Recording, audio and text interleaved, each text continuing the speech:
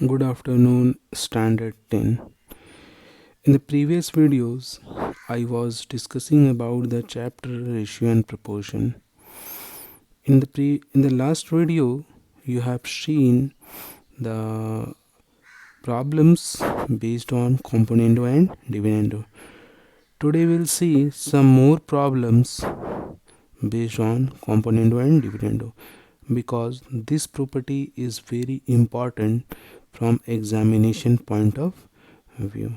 Always one question is coming from this topic. It means by applying componendo and dividendo, solve the problem. Now see here, ratio and proportion problems based on componendo and dividendo. This is the question. Right now I am discussing 2-3 problems, and these all problems are board model questions. It means this you can see in the question bank. I think in the previous year these questions it may be asked. So see, using properties of proportion, it means properties of proportion, it means so many properties of proportion you have seen, like alternando, invertendo, componendo, dividendo, and componendo and dividendo both. So in most of the case, if your given terms is like this, if LHS and RHS both are there, A by B is equal to C by D, in that case we have to apply C and D. So see, for this we are going to solve, and we are going to find the value of x. So a complex term is given here.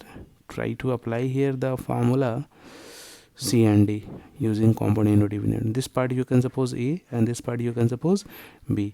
Now A plus B, and now A minus B.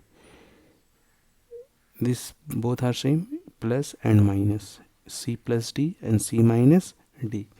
In the numerator, after opening the bracket, no changes are there, but in the denominator we see this before this bracket minus sign is there. So open the bracket and change the sign, minus plus minus, minus plus minus. On adding this 432, on subtracting this 250. Now see, it is cancelled by 2, 216, cancelled by 2, 125. I think it is the perfect cube of x plus 1, and it is the perfect cube of x minus 1. If you'll expand it, x plus 1 whole cube, by using this formula, you'll get this. And if you apply, if you expand x minus 1 whole cube by applying this formula, a minus b whole cube, this you'll get this.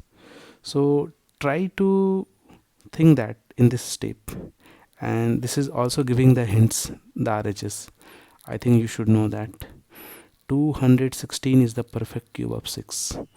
It means this side is the perfect cube, and you can see here it is the x is the perfect cube of x, and 1 is the perfect cube of 1. Similarly, x is the perfect cube of x, and 1 is the perfect cube of 1, and 125 is the perfect cube of 5. Now say, remove the cube, put the cube root this side, and this part is same, and the cube root of 216 is 6, and cube root of 125 is 5.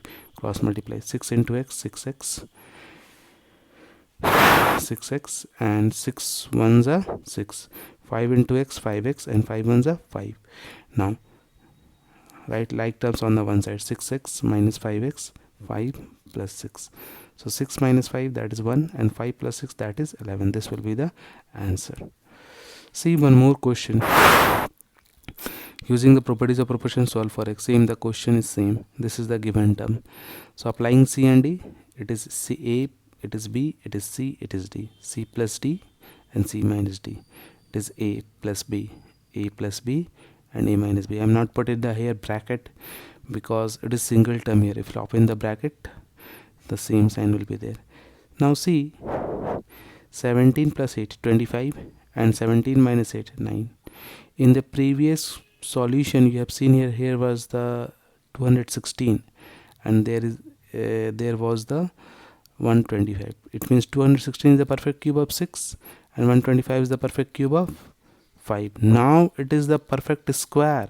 It is the perfect square of 5, and is the perfect square of 3. So I think this number or this expression is the perfect square of some expression, and I'm written here it is the perfect square of x square plus 1, because it is the perfect square of x square and it is the perfect square of 1. Now you can see here the expansion, x square plus 1 a square plus b square plus 2ab.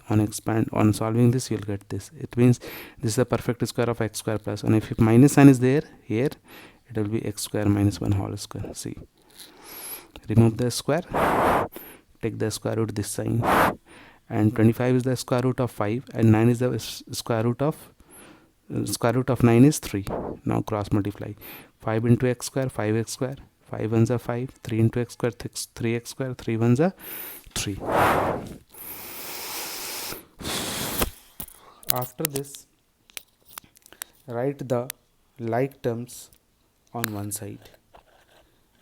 It means 5x square minus 3x square, 5x square minus 3x square, and 3 minus 5 taking this side plus 5. 5 plus 3, 8. 5 minus 3, 2x square. This side cancelled by 2 4 times. X square is equal to 4. Remove the square, put the square root, and the square root of 4 is plus minus 2. Now see one more problem.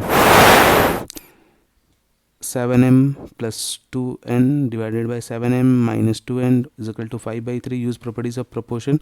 First we have to find the ratio of m is to n.